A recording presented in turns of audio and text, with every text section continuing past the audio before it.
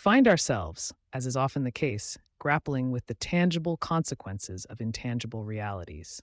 The domain of leadership, a realm ostensibly predicated upon the cultivation of human potential, is frequently marred by its antithesis, the insidious presence of toxicity. And we must ask, with a necessary degree of precision, what is the economic burden imposed by such pathologies? It is a truism, though one frequently overlooked, that the human psyche is not a mere cipher, a neutral vessel. It is rather a complex and delicate instrument, finely calibrated to respond to the environment in which it is situated. And when that environment is poisoned by the actions of those in positions of authority, the consequences are invariably deleterious.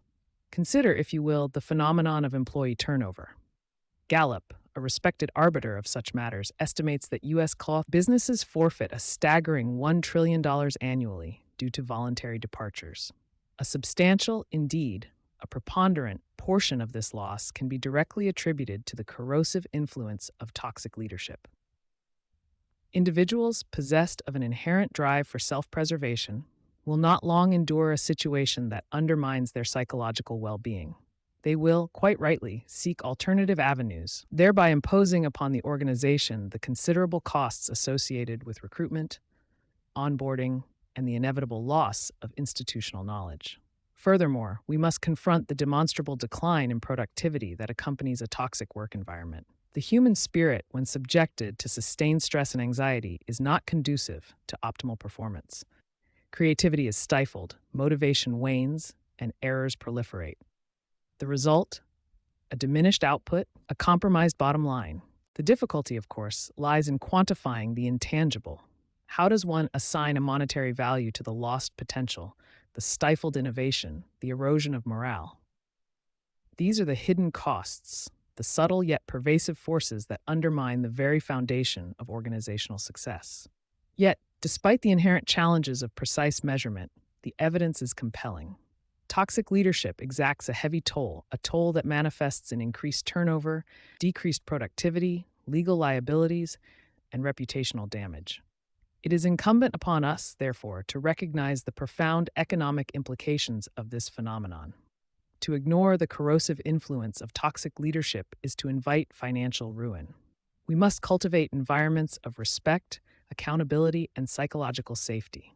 For in doing so, we not only safeguard the well-being of our employees, but we also ensure the long-term viability of our organizations. Let us, then, strive to create workplaces that reflect the inherent dignity of the human person. For in the pursuit of such noble aims, we find not only moral rectitude, but also economic prosperity. Now, let us turn our attention to the heart of the matter. The case for rigorous leadership training and comprehensive scenario testing as prerequisites for those who would assume the mantle of team leadership. The current paradigm, wherein technical proficiency often trumps leadership acumen, is fundamentally flawed. We entrust individuals with the responsibility of guiding teams, of shaping organizational culture, without adequately assessing their capacity to do so. This, my friends, is akin to handing a novice the reins of a chariot, expecting them to navigate a treacherous terrain without prior training. Scenario testing, when designed with precision and rigor, can serve as a crucible, a testing ground wherein candidates are subjected to simulated leadership challenges.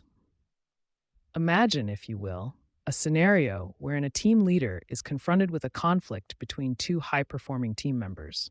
How does the candidate respond? Do they exhibit the capacity for impartial mediation?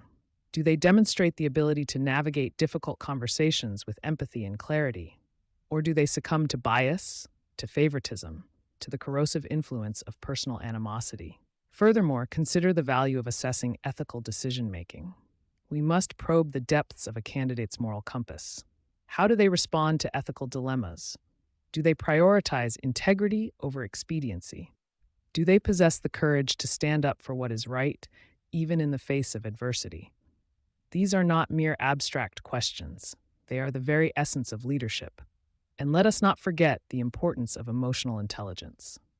How does a candidate handle confrontation? How do they respond to criticism? Do they possess the self-awareness and self-regulation necessary to maintain composure under pressure? These are crucial indicators of leadership potential. Pre-employment leadership training, when grounded in sound pedagogical principles, can equip candidates with the essential tools and frameworks necessary to navigate the complexities of team leadership. It can instill the principles of effective communication, conflict resolution, and ethical decision making. It can provide a foundation for continuous learning and development. This is not to say that training and testing are foolproof. Human fallibility is an immutable aspect of our nature. But these measures represent a significant step forward, a means of mitigating the risks associated with unchecked leadership power.